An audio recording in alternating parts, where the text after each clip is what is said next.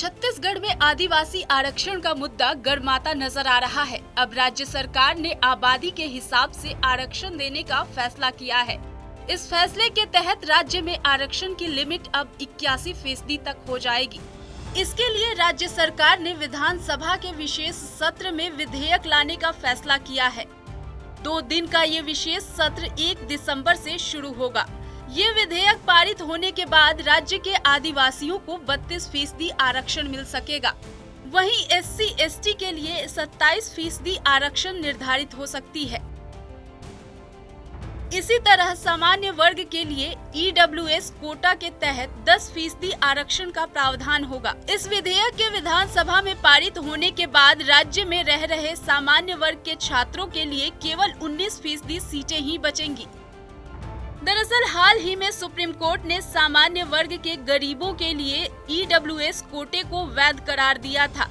इसके बाद से ही कई राज्यों में आरक्षण कोटे की लिमिट बढ़ाने की तैयारी शुरू हो गई थी। छत्तीसगढ़ की सरकार ने इस दिशा में सबसे पहले प्रस्ताव तैयार किया है।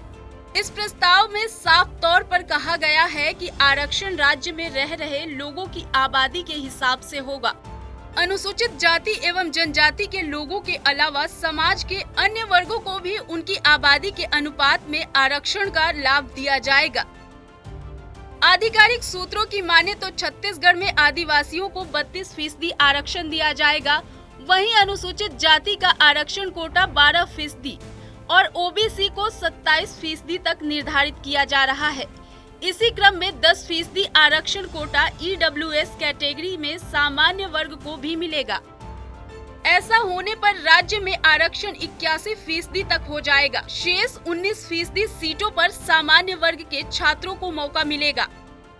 आमतौर पर आरक्षण कोटा की जरूरत सरकारी नौकरियों के अलावा कई शिक्षण संस्थानों में एडमिशन के लिए किया जाता है।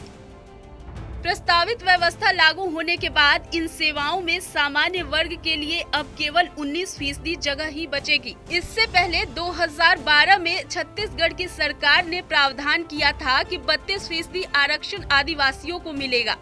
इसी के साथ 12% SC और 14% आरक्षण OBC को देना तय किया गया था।